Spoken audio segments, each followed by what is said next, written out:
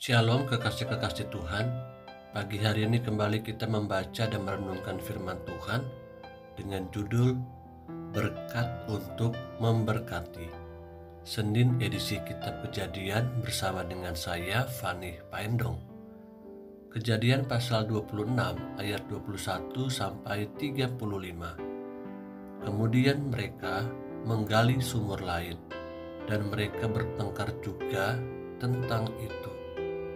Maka Ishak menamai sumur itu Sitna. Ia pindah dari situ dan menggali sumur yang lain lagi. Tetapi tentang sumur ini mereka tidak bertengkar. Sumur ini dinamainya Rehobot. Dan ia berkata, "Sekarang Tuhan telah memberikan kelonggaran kepada kita, sehingga kita dapat beranak cucu di negeri ini." Dari situ ia pergi ke Berseba. Lalu pada malam itu Tuhan menampakkan diri kepadanya serta berfirman, "Akulah Allah ayahmu Abraham. Janganlah takut, sebab aku menyertai engkau. Aku akan memberkati engkau dan membuat banyak keturunanmu karena Abraham, hambaku itu." Sesudah itu Ishak mendirikan mesbah di situ dan memanggil nama Tuhan.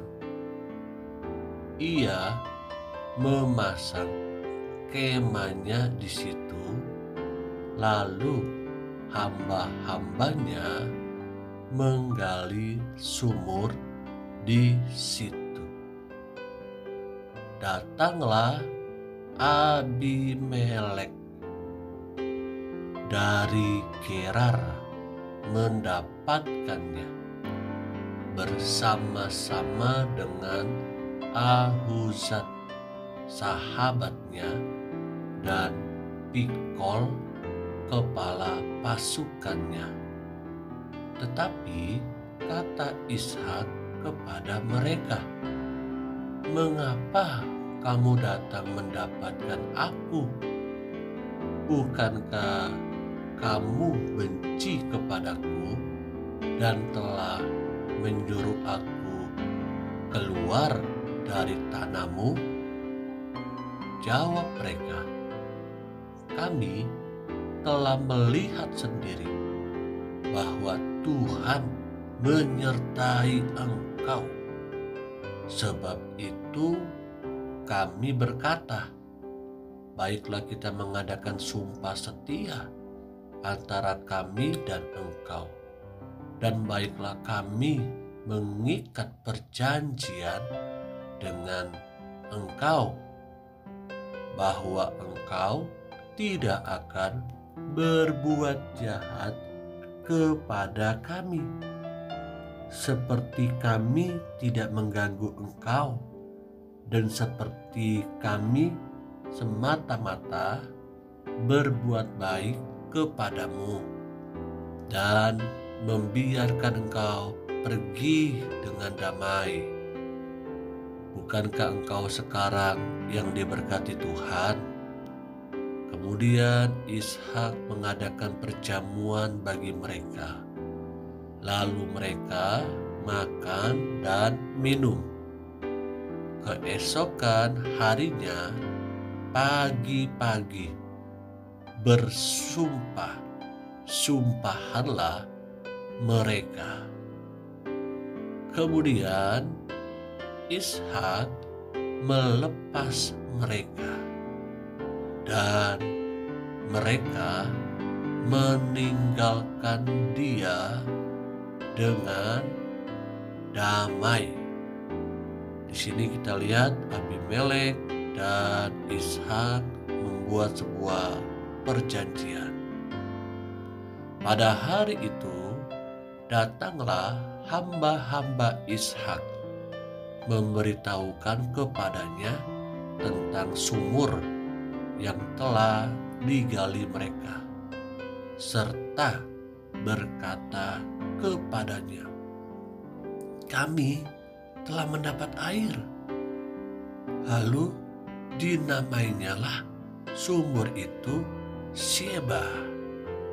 Sebab itu nama kota itu adalah Beersheba sampai sekarang.